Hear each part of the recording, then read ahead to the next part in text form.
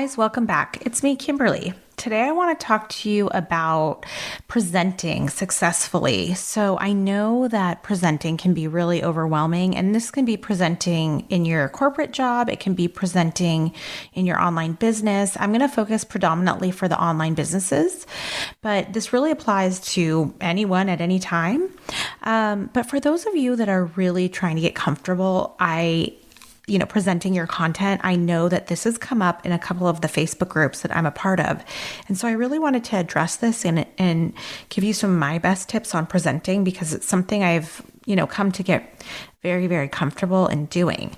And so first of all, I want to say that many people are very intimidated to present, and, it's a lot of voices in your head getting caught up and thinking about what are they thinking about me and being nervous and all of that. So I understand that. And so I want to kind of coach you through how to put yourself in a different frame of mind when you're presenting so that it's natural. Now, we've all gone through presentations where we've just been super nervous, and sometimes you get so worked up that it's really hard to get out of that. So if that's happened to you, it's natural, it's normal. It's okay. It doesn't mean that you're a bad presenter forever and ever and ever and ever. But I will say, if you're going to get into this online business space, you're going to have to learn to present, and you're going to have to be able to sell yourself and your product and really just connect with people in a way that probably, is different than you're used to. And maybe it makes you uncomfortable. And so that's okay. And I think we just need to practice, and we need to get some tools under our belt so that we can kind of, get better and better as we're doing more reps. So I think, one of the things to do as far as presenting, before we even get into where you're going to present, meaning Facebook Live or Instagram or webinar or whatever, putting all of that aside, I think where to start with this is focusing on who you're speaking to and what are you helping them out with. And I think if you really just start with that rather than, oh no, I have to put together a presentation, that's a different frame of mind right there. So I would just say, if you are trying to help somebody solve a specific problem or overcome a challenge in your business, then I would sit down and actually write out who you're speaking to, and then talk to them, have the conversation basically on paper. And I personally am a huge fan of doing bullet points. So before I start a presentation, I will bullet point out what I want to cover. And the reason is because, I think it's easy to get sidetracked or distracted or even nervous. And it just kind of helps you to stay on track and make sure you don't miss any key points, because once the lights are on, maybe it's just, you might gloss over something and you forget. And so the very few times I've had to actually spell out verbatim, word by word, what I'm saying I only do that in very rare instances when I'm covering something highly, highly technical. So for example, inside of my Reset Button Bootcamp, I was going through some of the neuroscience and explaining how our brain elasticity works, neuroplasticity works. Now, I'm not a doctor and I'm not a scientist, so I did not want to misstate, because my understanding, I can summarize it, right? But if I'm really trying to teach it and really let people get educated on this topic, for that one little snippet where it's very specific and technical in biology and science, that's not my area of expertise, that part of it. And so what I did was I did write it out verbatim of exactly how this all works in your brain.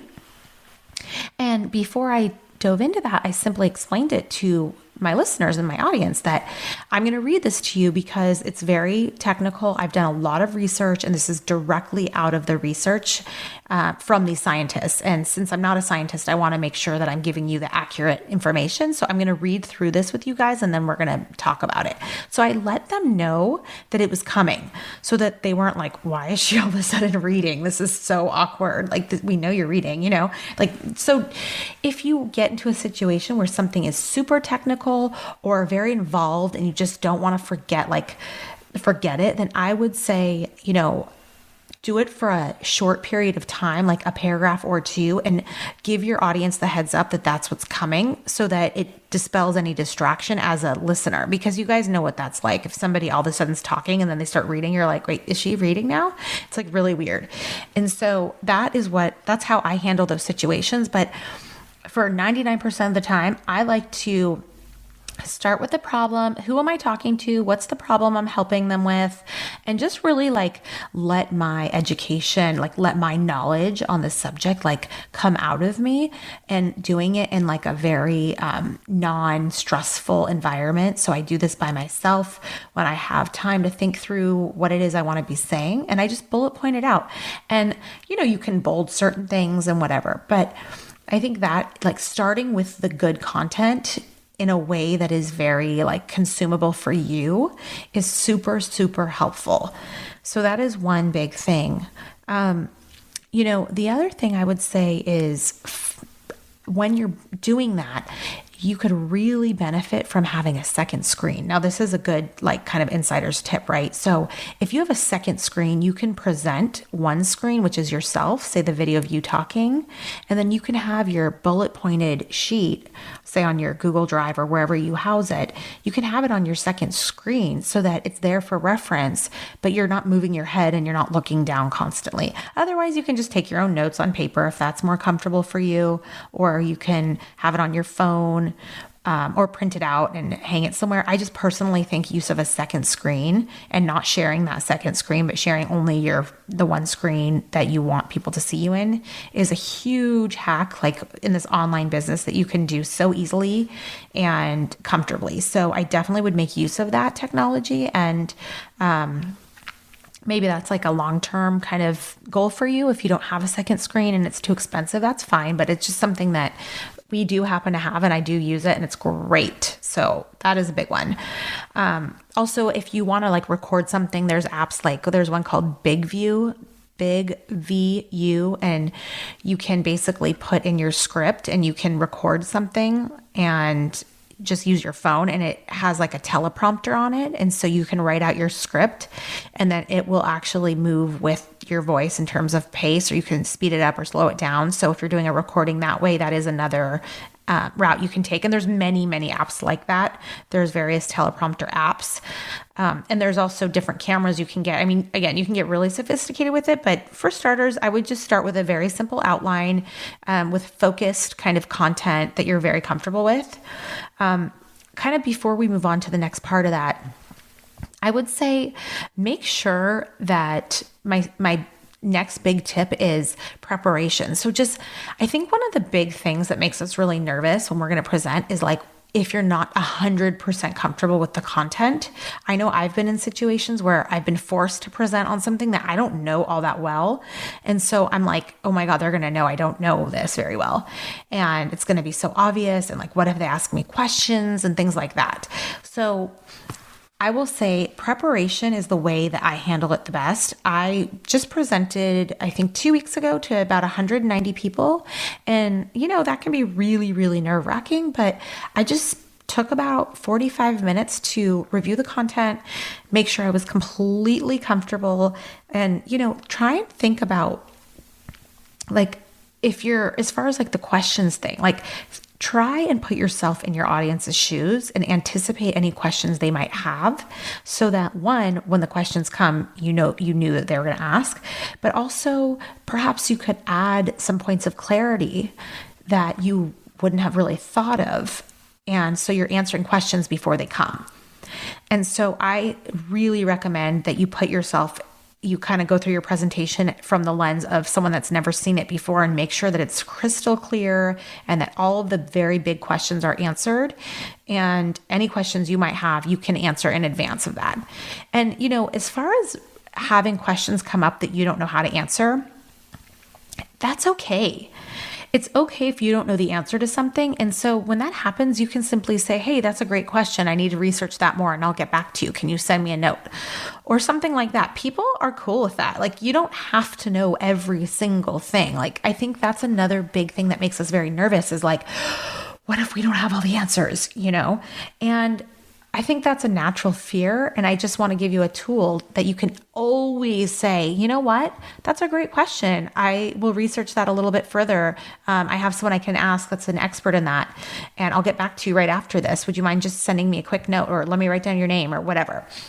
So don't be afraid to say, great question, not sure, I'll get back to you. But make sure you do get back to that person when you say that, because you are building your reputation when you're doing this. So, people appreciate if you don't know something, you go take the time to research their question and get back to them like you said you would. It builds trust and they end up really liking you. So I just want to make sure that, those are some ideas that get you comfortable. The other thing, so here's another big tip. The other tip I have is, there was somebody that was saying, I can't get comfortable on these Facebook lives or Instagram lives. I just what are your tips, you guys? And people were giving all these tips about put on your makeup or do your camera this way or this, that, and the other. And I just kind of said, hey, have you considered just trying to communicate in a different way?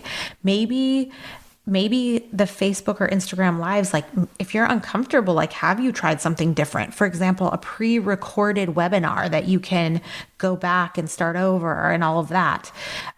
Or have you tried a podcast? Why not try a podcast? So I guess what I'm saying is, I don't think that we have to force.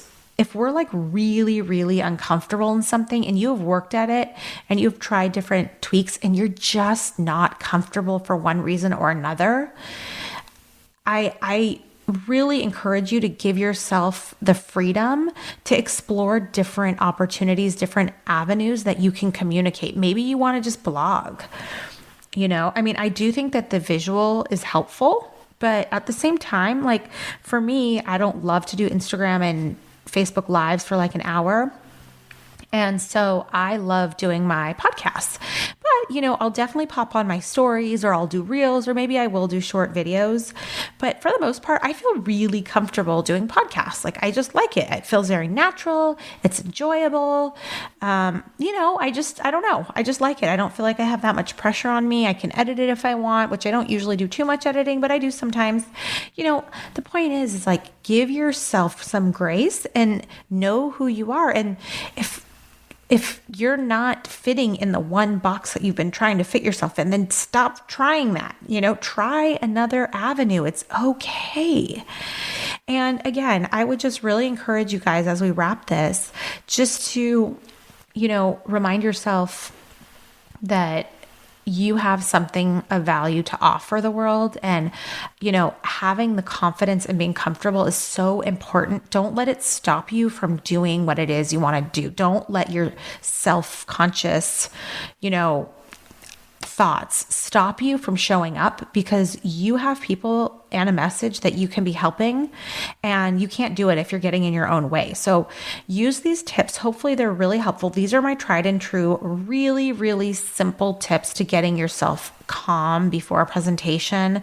I really think that being comfortable with the material, preparing, drafting your notes, and finding a way to present that is comfortable to you are my top tips. And if you start to get anxious before, I would say stop and breathe. I will literally stop and breathe and get myself calm and just focus on what you're trying to convey more than anything. Get out of yourself, because I hate to say this, it's really not about you. It's about what you're giving to your audience. So just keep focused on that and on the message rather than your own kind of thoughts on yourself. And it will just flow. It will be so easy and enjoyable. And your audience will love that. They love it. If you're not perfect, on my podcast, I'm not perfect, but you know what? I'm authentic. And people like it. They like it. They sense that you're being real with them. And so show up, be your best self, and have a good time with it, because, life's too short to be afraid to present and give people the gift that they want from us.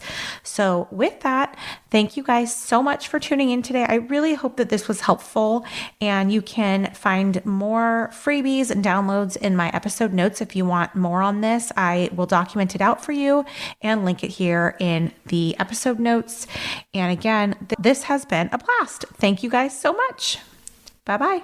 All right, that is it for today. Now, as you know, some of our best conversations actually happen after the show. So I want you to find me on Instagram at Kimberly Lovey and let me know your thoughts about today's show. You can screenshot this episode and let us know what your biggest takeaway was and tag me at Kimberly Lovey, and we can share it on our stories. I will see you again, same time, same place next week.